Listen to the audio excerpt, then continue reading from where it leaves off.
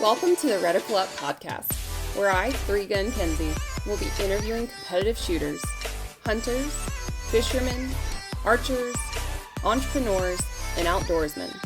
Come learn with me as I interview people from all walks of life, in different disciplines, all across the world, from novices to professionals of all ages. No matter what, everyone has something they can teach you, so come join me on the journey. Welcome back to the Reticle Up podcast. I'm excited to finally be back in 2022.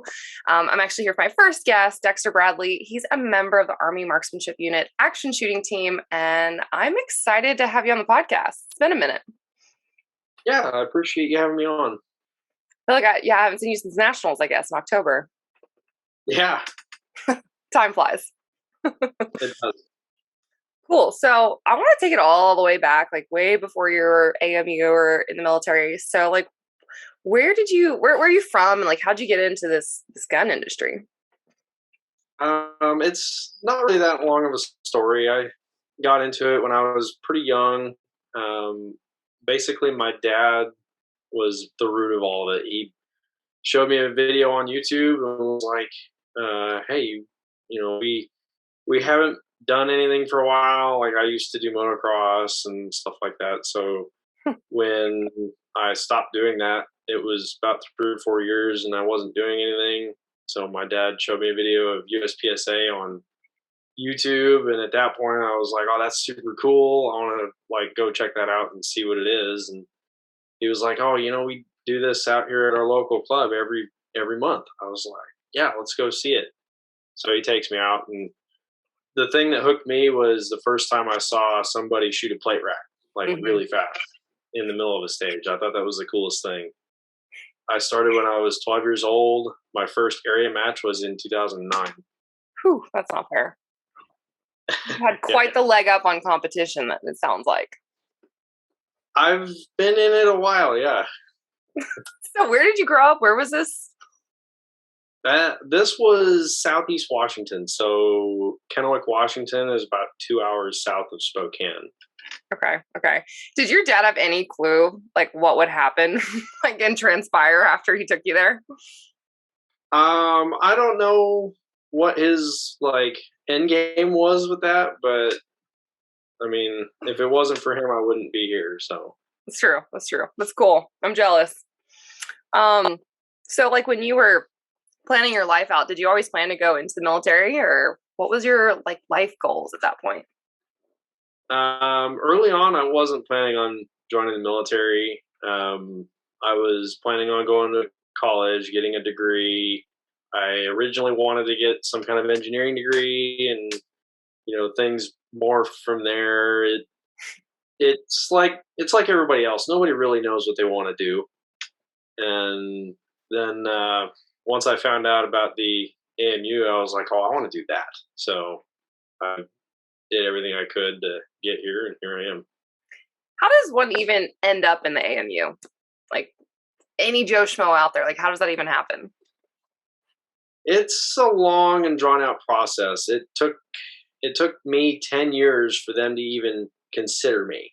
Whew. They wanted my whole 10-year resume of all the matches that I've competed in and had a major finish in. So they wanted all of that history. They wanted to correspond with me over emails and text messages and phone calls. And then after about a year of doing that, they brought me down for a week, and I had a tryout with them just to spend some time with them, see how I was. They wanted to see if I meshed with the team really well, and just kind of feel me out as a person.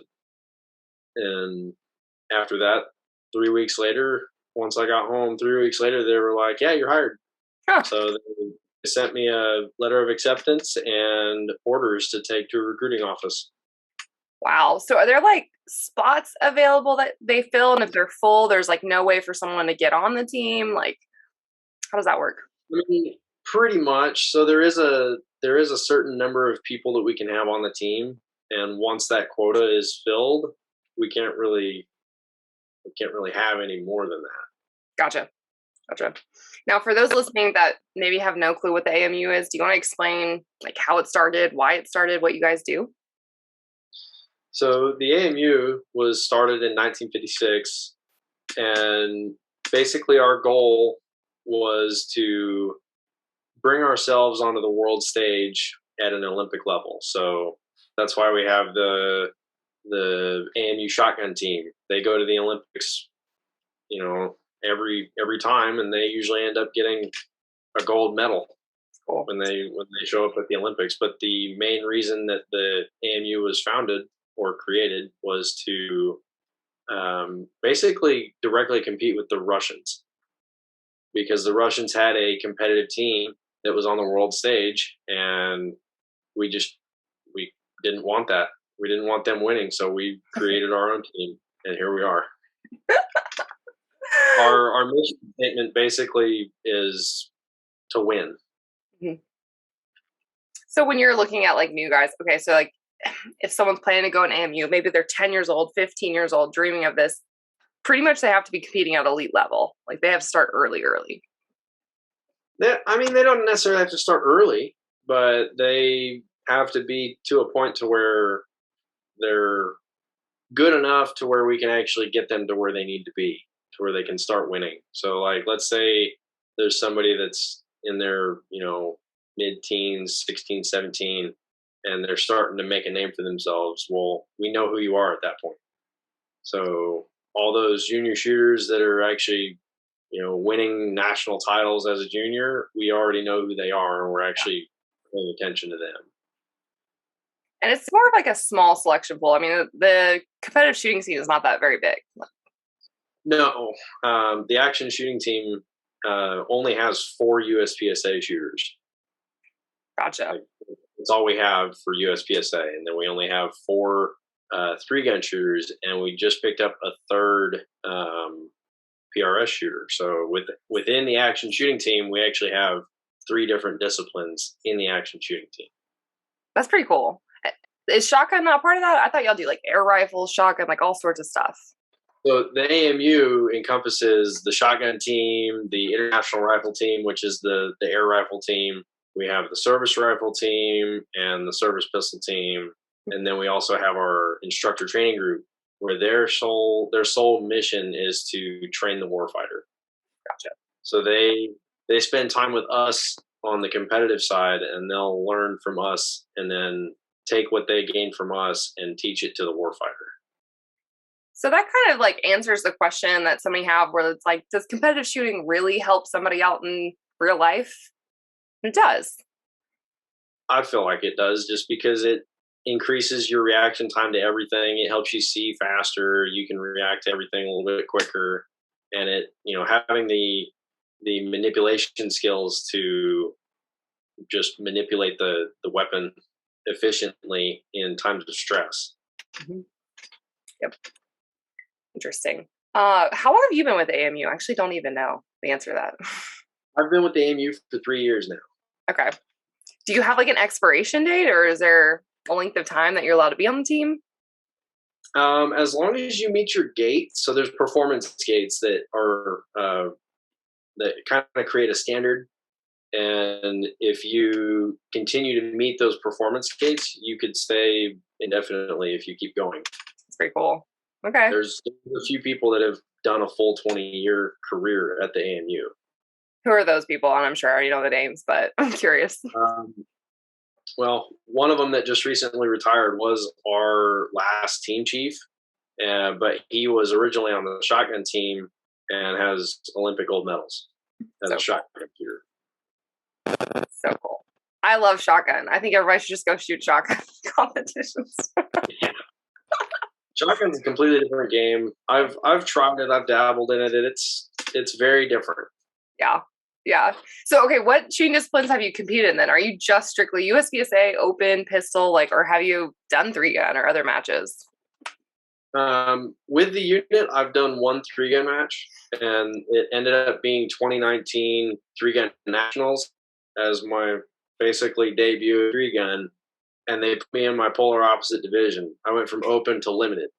So in 3-gun in open division, you can have dots and magnified scopes on your rifles, and you can have mag-fed shotguns.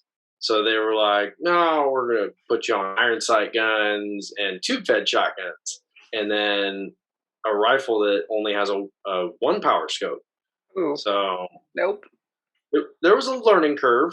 I spent a lot of time learning how to quad load a shotgun. How did that go?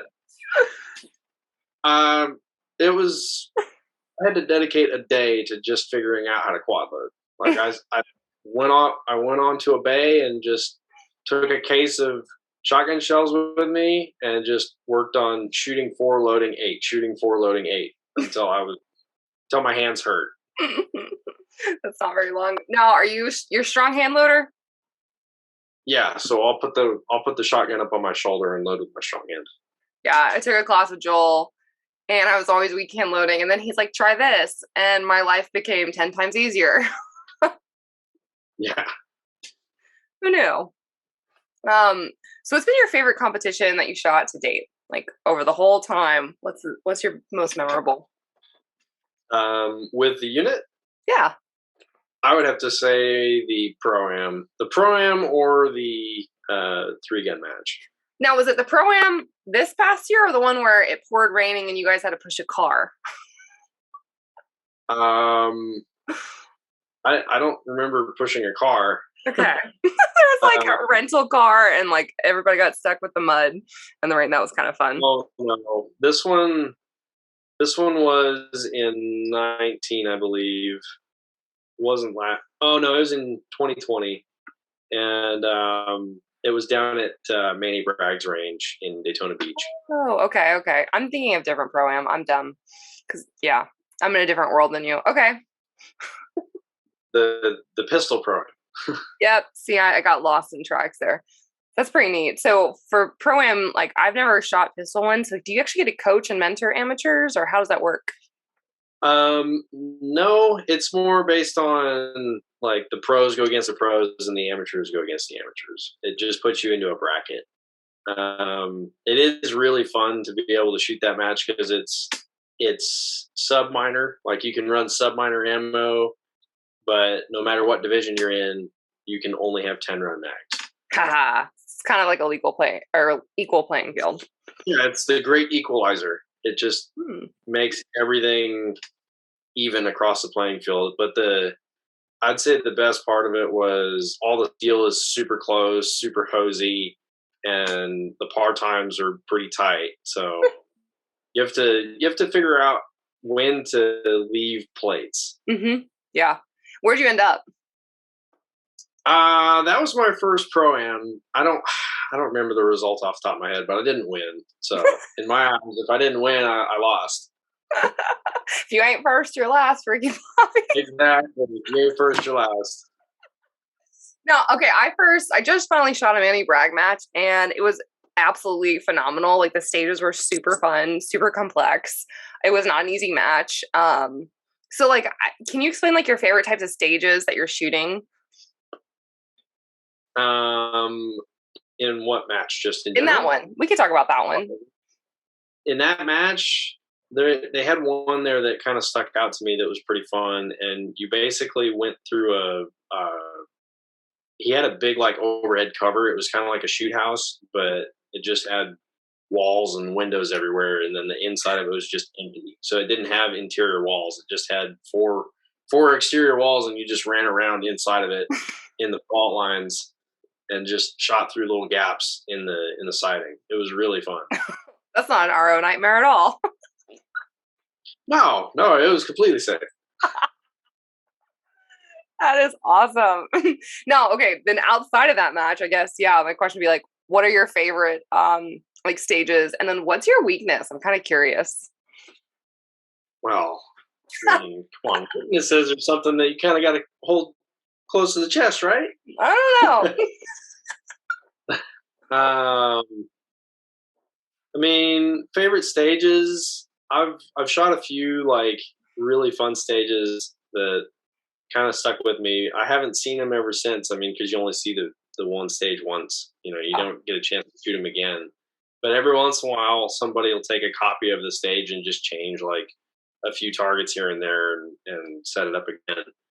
But anytime there's a lot of running, I've always loved those kinds of stages where it's like, go over here and shoot this and then run 20 yards over here and go shoot this. Like Gross. those are one of my favorite stages just because I like to run around. It's fun. I don't know. Well, I guess that's why I like free gun. I feel like I'm going fast. Fair. And then I don't know, for weaknesses, there's no such thing as a weakness in my opinion. It's more of just something that needs to be addressed. You need to work on. So what do you need to work on? Well, everybody needs to work on everything, right? I'm trying to work on everything, but something that I've always had an issue getting better at is, I would say, my weekend shooting. But then again, we don't do that very much. No. But it could be where things come down to, too, sometimes.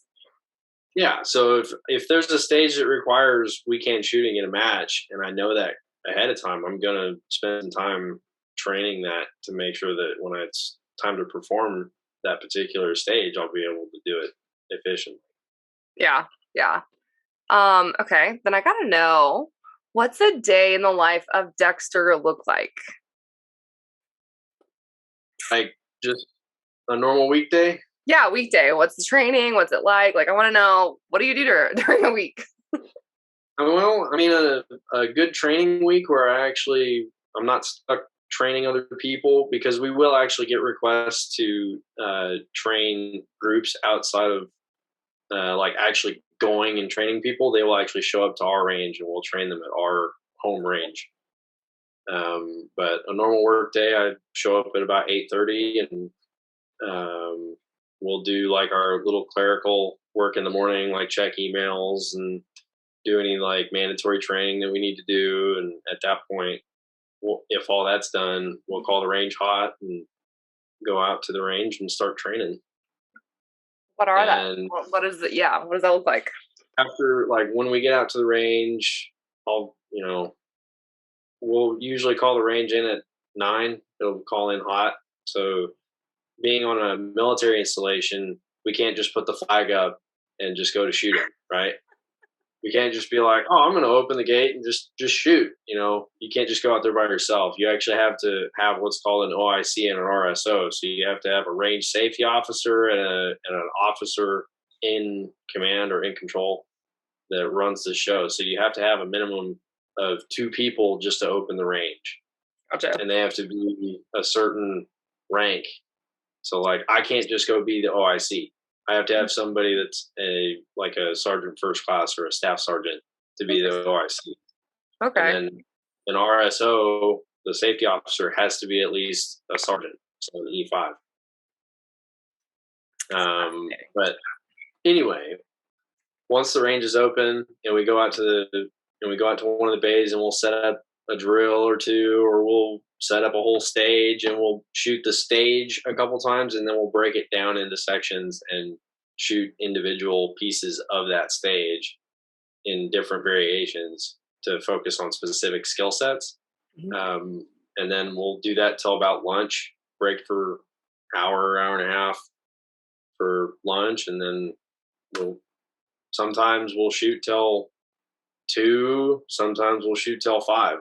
It just kind of depends. If we're training for a big match or, that's coming up in a week, then we'll spend a little bit more time out on the range. If not, then we'll cut it short a little bit. It just depends.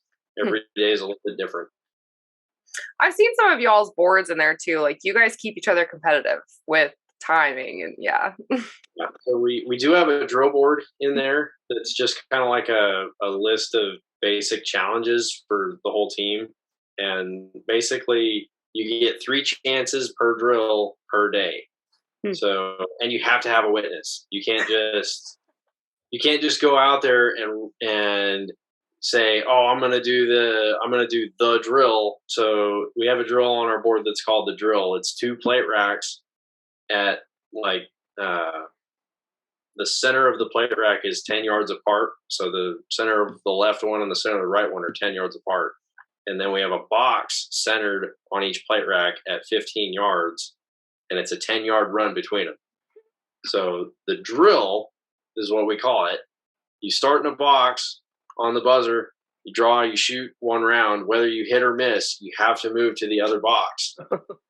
Shoot one round. Whether you hit or miss, you have to move to the other box until all the plates are down.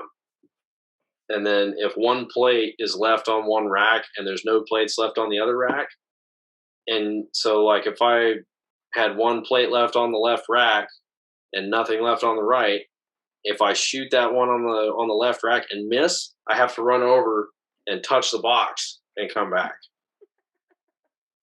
Like it's a pretty brutal challenge. Yeah. By the time you're done with it, you're pretty gassed. Now, and like, I'm assuming that leaderboard like changes a lot. Like it's not one guy at the top all the time. No, depending on what drill it is, there's a few drills out there that like an example. Jacob will he did a 1 round draw, from the holster at like a 10-inch plate at like 7 yards in like a .56. Whew. I'm not gonna touch that. I can't touch that. But then I put up a drill. Well, not a drill, but I put up a run on a drill that nobody's going to be able to touch. Like I got done and they were like, wow, okay, you just made that impossible for the rest of us. And that one was basically a 25-yard plate rack from the draw. And you just had to shoot all the plates down as quickly as you could. I'm the only person to do it in under 3. Nice. Now, is Jacob still shooting irons and you're shooting a dot though? Like, is it not equal-ish or? So Jacob, he switched over. He kind of bounces back and forth between production, carry optics, and now he's actually getting into the 3-gun side of it. Nice. So he's enjoying 3-gun a lot. Interesting. I'm trying to think of what else. And then like when you guys, have major matches, like you said, that completely shifts. So you guys actually, do y'all set up the stages, to prepare, or just set up like the most hardest shots, like no shoots or swingers, or what does that look like? We'll usually just set up, if we look at the stage diagrams, we'll look at the target profiles on the diagrams. And if there's a lot of partials, we'll start training a lot of partials. Or if there's, a lot of swingers that are one of those swingers where there's barrels on both sides and you only get this much, then we'll train a little bit. It just kind of depends on what the match calls for. We'll address those. That's pretty cool. Okay, and the most bougie item you guys have, I want to know if you have any other of these, is that remote control plate rack resetter. Yes. Yep. Like that what? That thing is amazing, I will say. That's not fair. No, I mean, and they're not 6 plate racks. They're 8 plate racks. Mm-hmm. So instead of 6 plates, you get 8, and we have 2 of them. And it runs on a air compressor that just provides air to a pneumatic cylinder. So we just push a button on the remote and it sets all the plates up. That was the bougiest thing I ever saw when I was shot Fort Benning, and I was like, what? Yeah. That was probably one of the coolest things that we have right now. 100%. Are there any other cool gadgets like that? Not like that. Not yet. We've got some things in the works, but they're not happening yet. So we're waiting until we can get them in. But yeah. Interesting. Okay, so how many rounds a day do you shoot to make people super happy? That depends. So that kind of depends. If I haven't been, so like we had an off season for the past few months. After nationals, we had the multi-gun match that we were running. So after nationals, I was originally going to go shoot Area 2, but they needed the extra help, so I backed out of Area 2 to help run the 3-gun match because it was the same weekend. Mm-hmm. So once that kind of happened, I just kind of put the gun away and never really touched it at that point. Yeah. Because what I've learned is it's very important to have an off season, especially when you do it all the time. You kind of have to have a time period where it lets you reset. Yeah. Because by the end of the season, if you're like burnt out, it's important to be able to just disconnect from it, because by the time the new season starts, you're going to have that drive to get out on the range and get some good training in. Yeah. But round count wise, it just depends on what we're doing that day. Like if we have a bunch of stuff that's going on, I might not be able to shoot it all that day. But if I'm able to actually get out and do some training, it's anywhere from 500 to 1,000. Nice. I don't shoot 1,000 rounds very much because we do have a limit. No. We don't have an endless supply of ammo, contrary to popular belief. So we do have to kind of keep track of how much we're shooting so we can actually maintain enough ammo to last us the season. Yeah. Because we get an allotment throughout the season, and once we shoot that up, we're done. So if I went through my allotment halfway through the season, I'd be done. Oh, okay. Yeah. Fascinating. I feel like you're one of those people that probably has like a journal of like drills, times, matches, ammo through guns. Like, are you looking for the journal that you have? Yeah, it's not here. That's why I'm looking around. I have two. I have a drill journal, and then I have like it's a like logbook. So I basically just break it down in depth and just go over how it felt and what I did and how many rounds I shot. So I keep track of that kind of thing. And then I have a little book that has like grids in it, so I can actually draw some drills somewhat to scale, even though that doesn't really matter. But so you're saying that the Marine Corps uses crayons and you guys use pens or pencils to draw? Hey, you said it, not me. I'm just saying. Grids. That's cute. I mean, we do have 3 people on our team that were Marines. Yeah. That's awesome. John Browning used to be on the Marine Corps shooting team. Yeah. You know, so neat. But the Marine Corps shooting team, they'll actually come over, like not the whole team, but some of the guys will actually come over and try to learn some stuff from us so they can take some knowledge back. That's nice. I would like to see them do good at matches. I really would. Yeah. Now, so there's camaraderie in that because we all know each other, of course. But do you all compete to be the best? I'm assuming. Well, yeah, of course. I mean, our mission statement is to win, so like we kind of have that desire to be the best. Yeah, true that. Okay, on a separate note, I have to ask this question because it's been cracking me up. Do you have any funny road trip stories with the guys, like traveling these matches? Oh, sure I do. I definitely have some fun ones, but probably ones that I don't need to talk about. Is there any that you can share? Actually, when we went to, are you talking about like the actual like road trip itself? Yeah, why not? I think like in the car driving, like what do you guys listen to? What do y'all snack on? Like I can't picture it. Oh, it's kind of fun. We try to make it really lighthearted and just have a good time. Like when we drove down to the Pro-Am a few years ago, 2 years ago, I think, or the 3-gun match. That would actually be a better example. When we went to the 3-gun match, it was 3 vehicles. We all had walkie-talkies in each vehicle. So, the driver or the passenger had the radio, and we would all communicate over the radio, and it got pretty funny. But that one, we brought our trailer and our like gator that we have to the match, so we could actually throw all of our gear on the trailer. Oh. Yeah, that road trip was fun. It was a good time. On the way back, though, the trailer blew a tire. Like, we didn't even get out of the, like, we got just barely outside the range, and one of the tires popped. Ooh.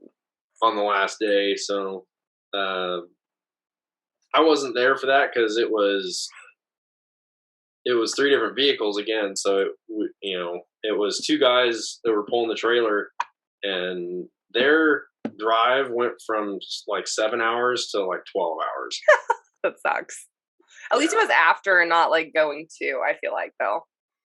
Yeah, it's a good thing that it happened at the end of the match and not before the match. Yeah. And you've flown all over the country for matches as well, right? I have, yeah.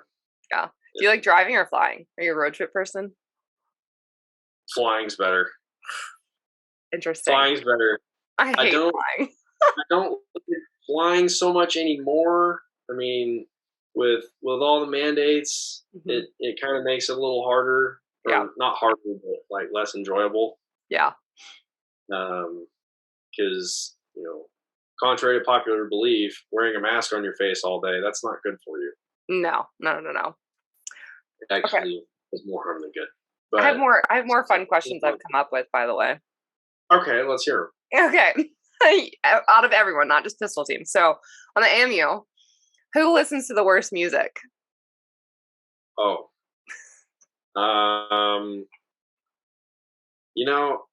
That I don't really know that answer, because that one, everybody has their own taste, and what's your idea of bad music?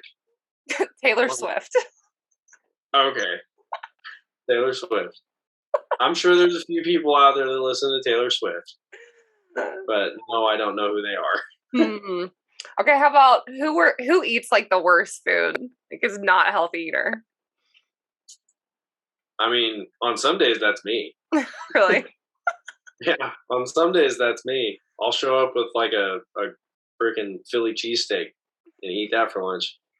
Be fine. Yeah, it's not good for me, but it tastes good. But you can perform on that. See, that's not fair. You're like a junior. Eat whatever.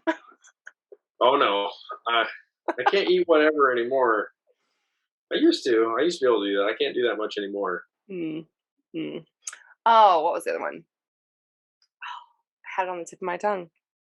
How about this? Like, who's the loudest snorer on the team? Probably me. Dang. Probably. Dexter. Probably, and the only reason I say that is because we have a running understanding. We have an understanding. So, if there's more than 2 of us going to a match, whoever snores gets their room. Gets their own room. Yeah. So if there's 3 people, I'm usually the one that ends up with my own room. That's kind of nice. Although you should be punished. It's kind of. But I don't care. I don't see it as a punishment. I get my own room. That's what I'm saying. You should be punished, and you're not. That's funny. Right. It's just kind of a running understanding. Who's the worst driver? Oh, I'm not gonna say that. I'm not gonna say that. Okay. And then I guess my last one is just, who's the funniest on the team? That depends. Everybody's funny on their own like level. But it just kind of depends on what the conversation is, because like sometimes Joel's super funny. He'll make a comment about something and just everybody lights up. Sometimes Jacob will say something and everybody will crack at that one. The new kid Aaron, he'll say some things that are pretty funny sometimes. Even I'm known to crack a few jokes every once in a while. Yeah. I'm not one that will crack a joke very often, but that's just me. Do y'all bond outside of shooting? Like hang out with each other? We do, yeah. There's some guys on the team that have property, so we'll host little impromptu like 22 matches, and we'll just kind of shoot against each other. So that's kind of fun to do. It's lighthearted, fun, just Yep. to have a good time. My favorite place is still Joel's petting zoo, as I like to call it. Joel's petting zoo. His dog, Merle. Merle is Oh, awesome. they're just so cool. Like Lakin's got all of those animals all day long. Like they're so much fun. I know you got to eat them at some point, but they're still cute. Well, I mean, what, the chickens? No, they have chickens, like the rabbits. I mean, all sorts of animals. Yeah, they got a few. There's a lot of rabbits last time I was there.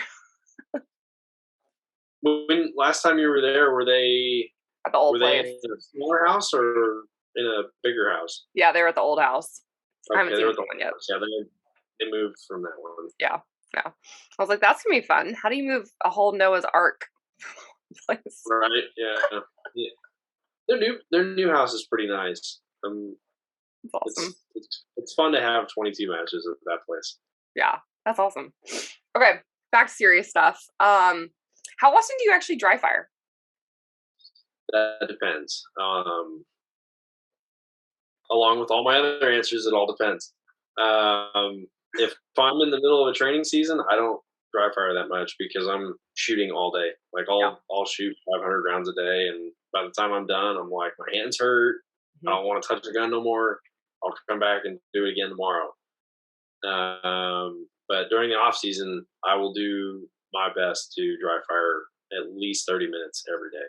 Nice. What does that look like? Basic fundamentals. So it's going to be, the draws and reloads and like the one step to the right draw, step to the left draw, those kinds of things.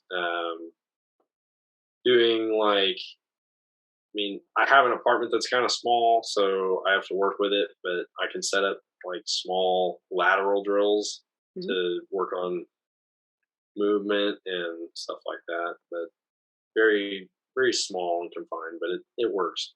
Yeah. Okay, so for people listening that have no clue, like me, how to move to a dot, what are some drills like dry fire, live fire, all of that somebody can go from irons to learn the dot?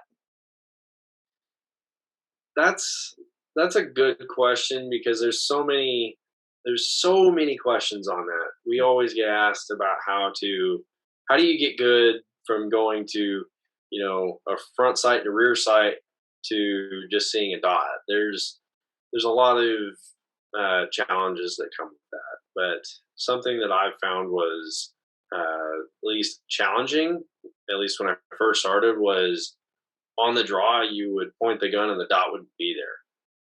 And that is basically just time behind the gun, getting used to where the dot is in the window, because with a dot, there's no reference point. With iron sights, you actually have a physical reference point that you can see in your peripheral vision, but with a dot, you don't. And at that point, it's just more of a feel as to how the gun feels in your hand when you actually have it out presented to a target. But I guess something that I would focus on switching over would be paying attention to where your gun is in relation to your eyes. So how that feels. So you can actually gauge where the gun is in relation to where the dot is. Because with irons, the sights are right above the bore. Like there's no offset. With a dot, you have at least an inch. So switching from irons to a dot, you actually have to hold the gun lower. That makes sense. I'm dumb. You have to hold the gun a little bit lower. And then if you're switching from a 2011 to a Glock, Oof. The Glocks have that steeper grip angle. Yeah. And it's every once in a while I'll pick up a gun, I'll pick up a Glock and I'll be looking at the top, like I'll be looking at the top of the slide through the window. Just because it's such a steep angle that I have to find myself pushing the gun down a little bit harder. So there is a learning curve. There's always going to be that learning curve. But the biggest thing for me for at least recommending a decent way to get used to a dot a little bit quicker is just time behind the gun. Like Yeah. get out on the range and get some rounds down range so you can actually get a feel for what the dot looks like. Do a lot of repetitions of draws. Like that's the biggest thing is just do a lot of draws because that's where everybody loses their they'll lose the dot on the draw because they don't pick it up right away. Right. So I would just focus on doing a lot of draws because it'll give you a sense of what the gun feels like in your hands and what the angle of your hands is sitting at for the dot to be there.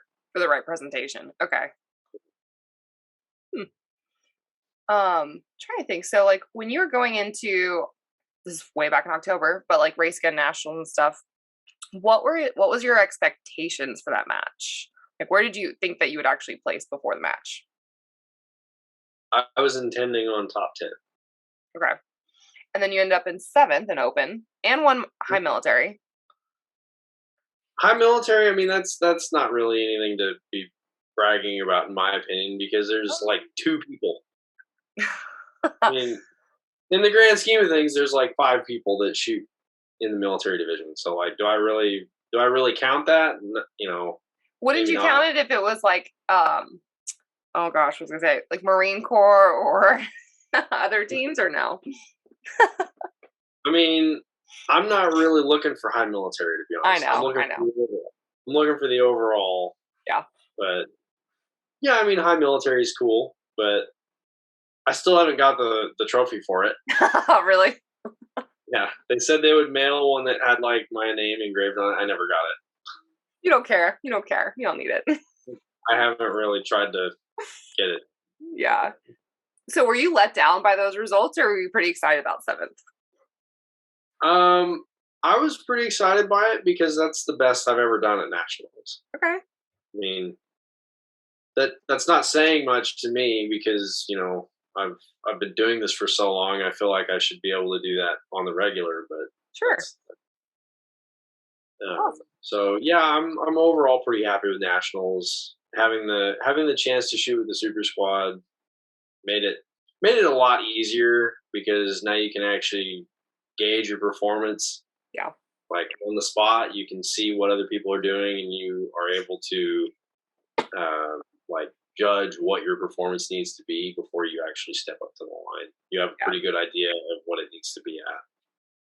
So had you never shot in the super squad before? No. Oh, okay. So that's exciting. So you make that in what year is it? 2020?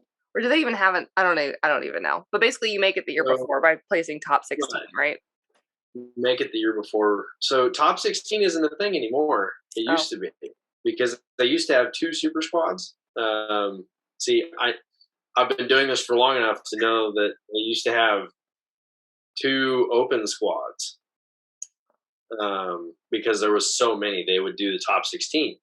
Mm-hmm. But now it's just 1 open squad and 1 limited squad that are the super squads.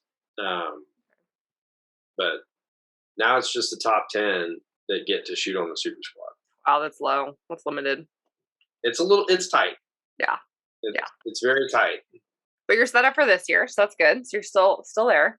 Now, and I've heard from a lot of the top competitors, like you kind of mentioned, I kind of want to know the vibe that they can kind of know how they're doing day one, or they can see someone else shoot and they know where, if they need to gas it or if they need to like play conservative or what have you. Or does that intimidate you? Like, are you ever nervous, or is that just normal shooting with that elite level?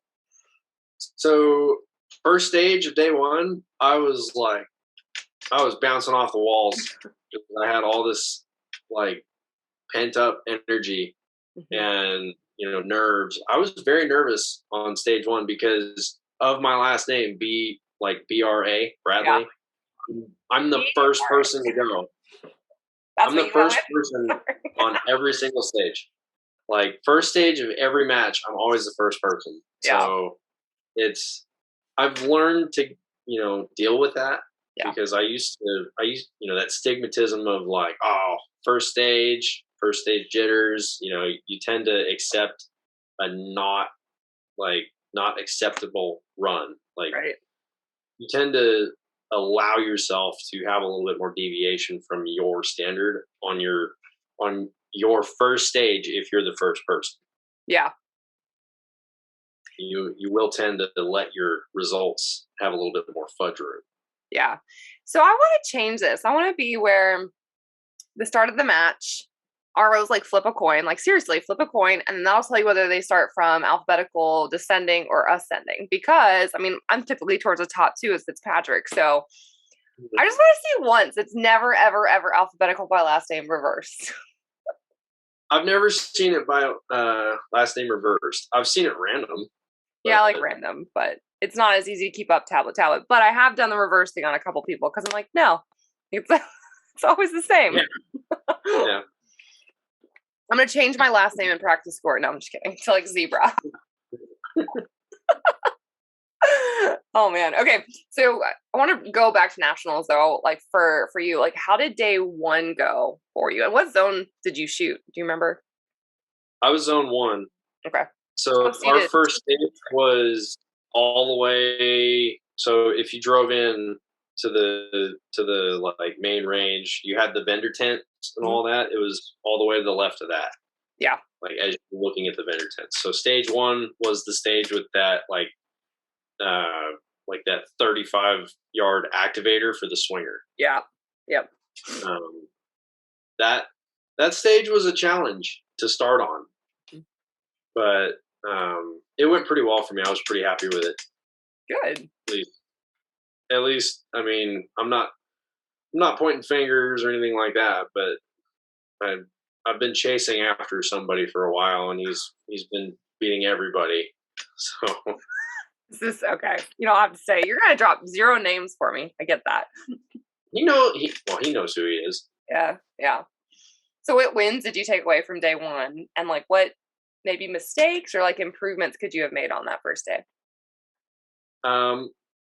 Biggest thing for me on day 1 was something that I had learned at least was being consistent. So, I mean, every match is based on consistency, but something that I kind of was able to see the light of day on was like, oh, hey, I don't actually have to like burn everything down. I just have to be, close enough and not have a train wreck.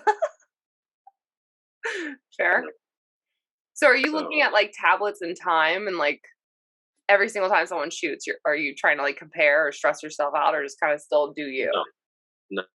I don't worry about that stuff. Only thing I worry about when I'm at a match like that is me. Like at the end of the day, nobody cares about what other people do. They only care about what their result is. Yeah, I've tried to explain that to so many people. Like people like JJ and Christian and Casey, they don't care what I do. Yeah. They care what they do. Because they're trying to win the match just like everybody else. Yeah. So, and they're not going to win it by emulating somebody else. They're going to win it by performing at their level. True. So are you an AM or a PM shooter, by the way? Like, do you shoot better in the afternoons or mornings? It depends. I'm going to write you a plaque, by the way, that says it depends. Right. No, it varies for me. But typically I like shooting in the afternoon. Me too. Just because it allows me to get more sleep. More sleep. Process your body. eat good food. Like it's a whole thing. I don't like waking up super early and being rushed to get out to the range. Yeah. So when we were shooting nationals, we were AM, PM, AM. But the better thing for that was we only shot in the dark once. That's true. That's true. Meanwhile, SRO shot in the dark twice, but yeah. Interesting. Okay, so like how did day 2 go? Like what was your best day, by the way, out of the 3? Day 2 by far. That was my best day. That was when you were in my zone. Yep. Double base. Okay. That was also the day that somebody pointed a gun at me going down the highway. So Why do I not remember this? I told you that. I know, couldn't remember the exact happenstance of the story, but I remember that. That was not fun. No, that was not fun. Alabama's a But weird place. Alabama is definitely weird. I didn't think I was going to have some random dude point a gun at me going down the road, but that's just what happens in Alabama, I guess. We were just cruising down the road, and some guy cut us off, didn't like a reaction that somebody gave him, came back, and had a gun pointed at me. I do remember that. It's funny. It's not funny, but it's funny how I'm like, yeah, it's a day in Alabama because I grew up in Lower Alabama, so I've already forgotten about that. Yeah, that happens. That's not good. Not good. No, not really. Oh man, cool. So day two kind of gave you the confidence, I guess, going into day three, right? Or where was your head at in day three? Did you have to push it, be consistent? Where were you at that point? For day three, I just wanted to maintain consistency. I did have to push a little bit because I wanted to. I knew kind of where I was, and I wanted to do just a little bit better. And it kind of bit me in the butt a little bit because I had a couple issues on two of the smaller stages, like one of the timing stages that had the max straps on it in zone 3. Yeah, Yep. that one wasn't my friend. I didn't like that stage. I didn't agree with that one at all. True. I get height over bore because shooting rifles or 3-gun just so different in, I don't know why, shooting open.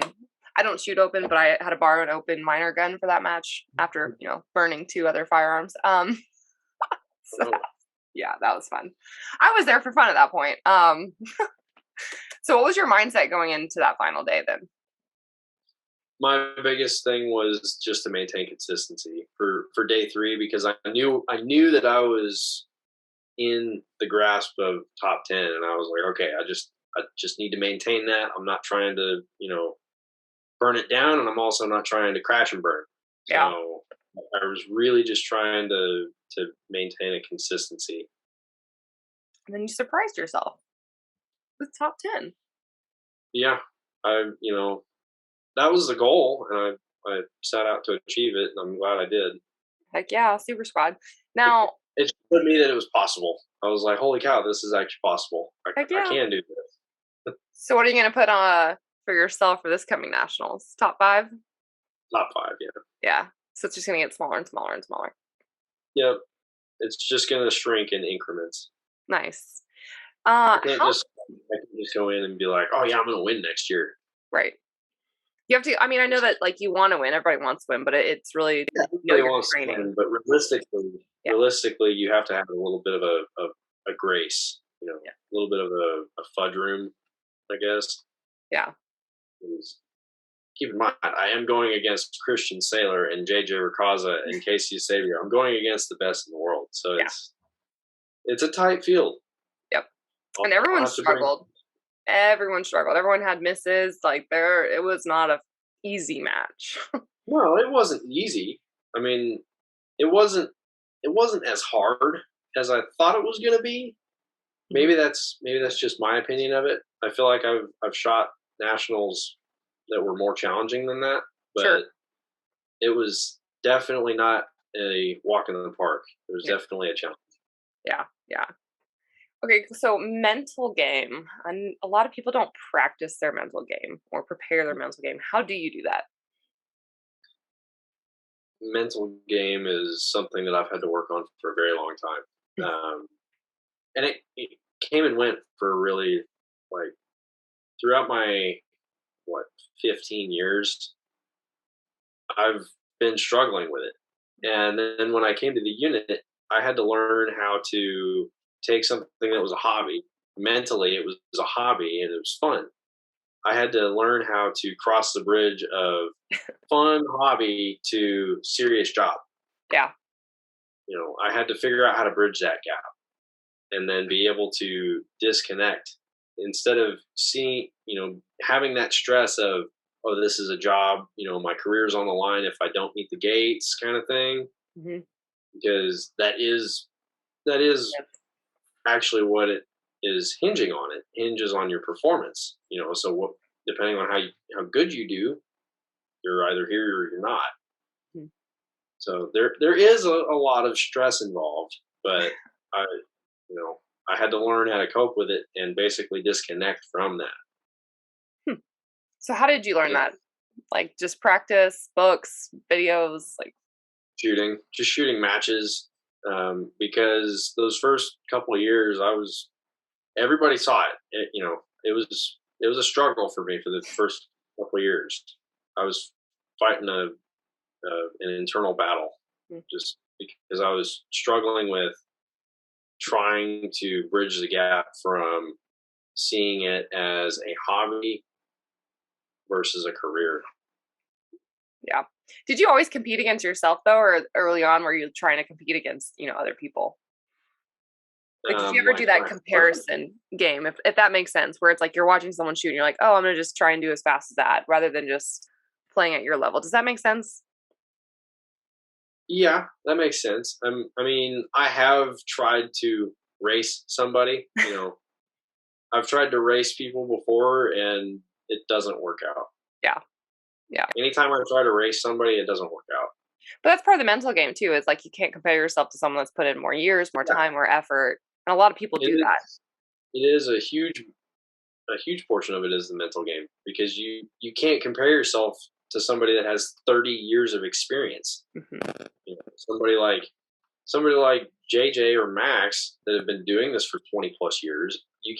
I can't compare myself to them, because they have a mental understanding of it that's more uh, so much more precise. Like they have it down to a science to them as an individual. Everybody's different, so they have to iron out what it is mentally that they are having issues with to be able to walk up and just have a cold run that's better than everybody else. Yeah. Yeah. Did you compete like in sports before AMU? Like, were you a competitor in anything else in life? Um, Before I did USPSA, I did motocross for a little bit. I did triathlons for a little bit. Ew, running, Dexter. I'm in the army. I have to run. That's true. It's true. This is I why hate I'm not. running. I hate running, but I have to do it. But you just said you love the stages where you get to run. Like, Well, that's different. That's different because that's a sprint. I'm okay with sprinting, true. and it's more fun because when I finish running, I'm shooting. Like I'm making noises. I'm making the gun go bang, and having a good time. But You don't if think I just about it. go out and run 2 miles, when I'm done with it, I'm like, ugh, that sucked. I'm done. I Like, need the. Oh, go ahead. No, go ahead. I was just gonna say I need the motocross photos. I can't picture that. I was that was a long time ago. I was young. That when I was like 5 to 8 or 9. Yeah. 5. Can you imagine me motocrossing at 5? I would have murdered myself. That's when I started motocross. I was 5. My That's sister insane. started when she was 3. Is she okay? So is your sister older or younger than you? She's younger. Is it just you two? Yeah. Did she? I mean, is she following your, or did she follow your career path, or did something totally different? She went to Baylor University on a full ride running scholarship. Okay, I'm seeing the pattern of running again, but She's a very, very good runner. that's really cool. So whenever I needed to run, I would just try to run with her. Sounds like a worst nightmare. Actually, okay. Speaking of that, I did have questions about the physical stuff. So, what is the AMU's like physical fitness routine for everybody look like? So we don't have a set physical fitness regime that we Yeah. all have to stick to. We basically have the freedom to do our own PT at our own pace and on our own time. But occasionally we will have like a whole unit PT session, but that'll be like a softball game or or touch football. It'll be stuff like that. Or a couple years ago, on the Army's birthday, we did a unit run, and it was like 2 miles, but every time, so it was a quarter-mile track.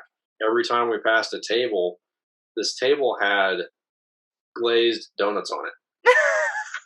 So every time we passed the table, we had to take a donut and eat it. Ew, I've done one of these. Gross. A lot of people had a bad day that day. Yeah, I threw up at the very end of that one with my friend Marissa. That was really entertaining. Yeah, a lot of people were struggling with that one. Well, and then what's the ones where it's like you literally eat a dozen every stop? That's disgusting. I'm not doing that. Wow, boys are not smarter than females. You said that, not me. Okay, actually, speaking of that, I thought there was one. Like, are there female competitors in the AMU? There are, yes. Most of them are on the shotgun team. Okay. We have a few on the international team, and we have a couple on our service pistol team and service rifle team as well. Cool. Are there different divisions like for that? Do they compete in like a ladies division or no? Yeah, there are different divisions for them to shoot in. Cool. So each discipline that they compete in will have a ladies division. Nice. I digressed. Okay, so you have a physical fitness routine with Krispy Kreme. No, I don't. I need videos. Oh, terrible. But okay, but for seriousness-ish, or are you, maybe you're not like this, do you hydrate and like eat healthy or good protein or whatever, like leading up to a match, or not really? I try to, yes. Okay. I try to have a good diet and try to stay hydrated leading up to a match. Hydration for me is extremely important because if you show up to a match and you're not very hydrated, you're not going to be able to maintain focus. Yeah. People don't understand. You need water to run the brain. Well, and in these hot temperatures, like in the summer for sure, people don't realize they need to hydrate days in advance, especially if it's 3-day matches and stuff. Like it's too late by the time you show up to the range. Yep. Yeah. So like for nationals, for instance, I was getting hydrated for that a week out. Yeah. What are your range snacks? Those are anything from like, I usually keep like body armors or Powerades, and then sometimes I'll keep little like figs, not like actual Fig Newtons, but like the nature ones, the nature grain freaking fig bars, or like some kind of protein bar. Gotcha. A lot of water. But I do have to break it up with some flavor every once in a while because drinking water just kind of, I have to put some flavor in it every now and then. Like Mio? What? Like, what are you talking about flavor? Are you talking like the liquid Mio stuff that you put in there, or you just mean in general, not drinking just water? No, I mean like throwing in a Powerade. Oh, okay. Like I'll drink water and then like I'll drink some Powerade like throughout the day just to have a little bit of flavor and a little bit of a sugar bump. Yeah. You gotta have that sugar, right? You gotta have the sugar. Mine are sweet tarts, and then when I travel, my friend, I think Brady Harden, he chooses the gummy bears, and then we have a contest of who's better. Sweet tarts wins. Sweet tarts. They're like crack. It's so bad. I hate, and I love traveling, but like that's my road trip weakness. And pickles, but everybody knows that. So I also try to do like slow release protein. So like the jerky sticks. Yeah. Like the Slim Jims, because it's a slow release protein. Yep. Just makes it last a little bit longer. There's a lot of people that just don't realize that's part of it, part of the game. So I was just curious. Okay, and then I had a question about something random. So, outside of shooting, is there like a weird or different hobby or interest that you have that not many people know about? Not many people know about. Yeah. I enjoy working on my truck.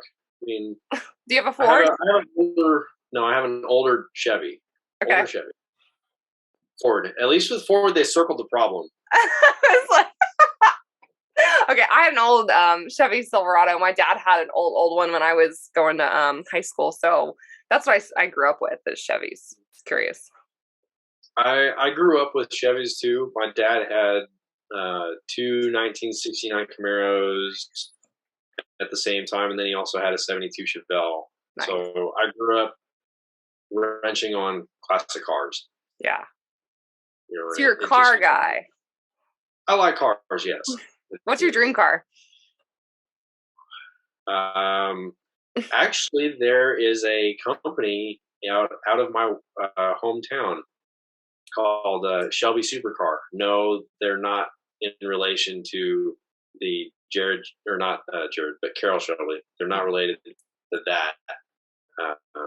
These guys make their first car was the Ultimate Arrow, and it held the land speed record for a few years. But their latest car is called the Tuatara, and it's gone over 300 miles an hour. Wow. It's a very nice car. Before I moved, I was fortunate enough to actually go into their shop and sit in one of their Ultimate Arrows that they had sitting in the shop. Did you fangirl? Just a little. I mean, come on. I get a chance to sit in a $500,000 car. Of course I'm going to fangirl a little bit. I love this. I mean, I only get to see you like so often, you know, at matches, so I don't ever get to see the other side of you. Mm. That's cute. No, I'm a little bit of a car nerd. Yeah. Have you been to like the Daytona stuff or any F1 races or anything like that? I would really like to go to an F1 race. Me too. Texas. I always want to go to one of those. December 22nd or October 22nd this year in Texas, and I'm really close to buying a ticket and going by myself. So I would really like to go to one of those someday. One of my best friends actually has been to a NASCAR race. So he's got one of the lug nuts off of one of the cars.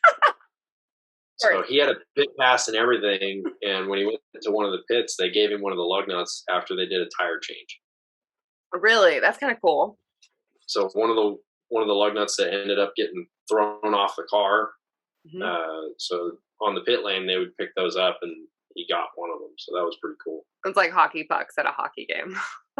Yeah, it's like that hockey puck, you know. So I thought that was kind of cool for him to be able to do that. And I would hear stories about like him sitting in the stands, and he goes, "Everything shakes." Like, I don't know what that feels like. I don't know what the experience is, but he goes, you can't hear anything, and you're just shaking the whole time. That's cool, though. That's what car guys want, I feel like. I mean, don't get me wrong. I like the classic V8s. They're, the classic car V8s are pretty fun. It's a whole different side of you.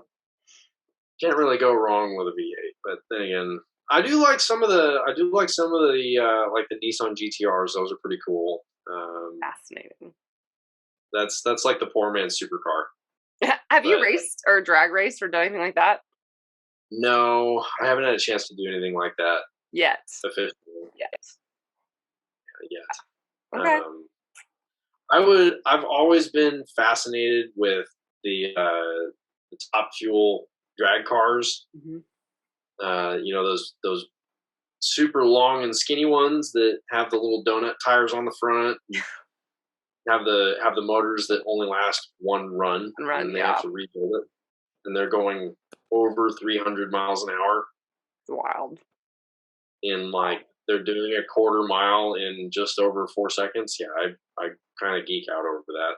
That's cool though. Yeah. Okay, F1. If you ever want to go, I'm going with you. Like, let's do it. All right. That'd be neat.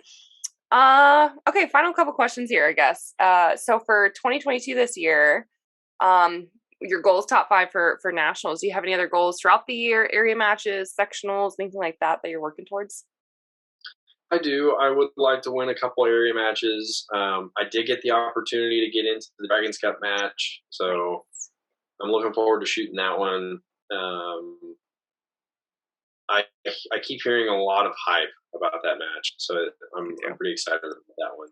And then the Infinity Open, I'm going to try and shoot that as well. I'm trying to get into that one mainly because there's a cash prize table. Yeah.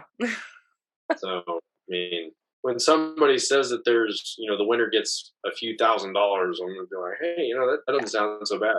Right. So that's where I get a little bit jealous. So AMU, you guys, like we pay taxes, go to you guys shoot ammo, then you win the prizes. Not fair. Hey, we pay our taxes too. It's like not fair. We pay our taxes too. Yeah, I know. It just goes right back to you. It's a running joke. I mean, it's weird though, because in reality, so I'm paying taxes, so in a way I'm paying myself. Yourself. Mm-hmm. Reinvestment. Yeah, I'm reinvesting in myself, I guess. Oh, in a very roundabout way. So area matches, Infinity. Okay, so winning these matches for sure. How are you gonna work on it? What are you gonna do? Well, that's for me to know. Okay, so you have a game plan. I do have a game plan. I'm gonna try and implement some new training methods this year. See if I can't make them stick, and hopefully it'll increase my performance by quite a bit. Do you take any classes outside of AMU from any other shooters or anything like that? I've wanted to, but I haven't gotten around to it yet. Okay, I was curious about that. I mean, being in the AMU is really cool, just because I have world-renowned shooters sitting next to me. Right. I can literally, if I have any questions, I can just be like, "Hey, John, how do you do this?" Or, "Hey, Jacob, what are you doing to do this?" It's really cool to have that kind of information at my disposal, like right next to me. For sure. Especially when you gotta learn how to quad load a shotgun. Yeah. I had to spend Nate Statskowitz. I've never seen anybody load a shotgun like him. It's amazing. Watch. He can quad load a shotgun really, really well. So I definitely took what he had to say and took it to heart. Yeah. Heck yeah. That's awesome. Now, when Dexter's AMU time is done, what will be next? What's your plan? Like, what do you want to do with your life? I mean, if I could, I would like to try and stay in the industry. But that being said, I got to have something lined up before I end my AMU career. So you're okay with keeping your hobby a career forever? Well, think of it like this. Don't think of it as a career. Think of it as never working a day in your life. 100%. No, I'm living my dream. I get it. I get it. I don't work. I don't work a day in my life. No, you don't. I show up to a range and I shoot. Yeah, it's not fair. There's so few people that get to live that life. It's pretty cool. Yeah, it's very humbling to have this opportunity, and I'm very fortunate to have it. I'm very I've definitely been very thankful for it. Yeah. Heck yeah. Well, I'm trying to think of any other final thoughts or anything else you want to leave people with. I got nothing. Nothing. That's on you. That's not me. Advice for newbies or getting into the sport or working in the industry. This thing that I can say for anybody that's new is it's always going to be a struggle. When I was new, it was an uphill battle. I was constantly fighting something, and I just had to tell myself, don't quit. That's the biggest thing. If you really like it, really enjoy it, don't give up, because it will benefit you in the future. I like it. Now, how can people follow you online or on social media or the team? So they can follow USAMU 1956 on Instagram, and they will occasionally have some posts about me or anybody else on the team, but they focus on the AMU as a whole. And then if they want to follow me specifically, they can follow me at DMDex24 on Instagram. Facebook is just Dexter Bradley. Those are really the only two social media platforms that I use. I don't have a YouTube account. Not yet. Not yet. For cars. Not yet. Maybe. The algorithm on those things really doesn't like what I do. No. So it makes it hard, but I'm not on social media to do, to have a huge number of followers. I'm not trying to do that. Yeah. But yeah, I follow the AMU on there, and that's how I get to see a lot of the air rifle competitions, the people that are competing, match videos. You guys do interviews sometimes. I mean, it's actually really valuable and fun stuff to see. So that's pretty cool. Yeah, every once in a while we'll do like little tips and tricks videos.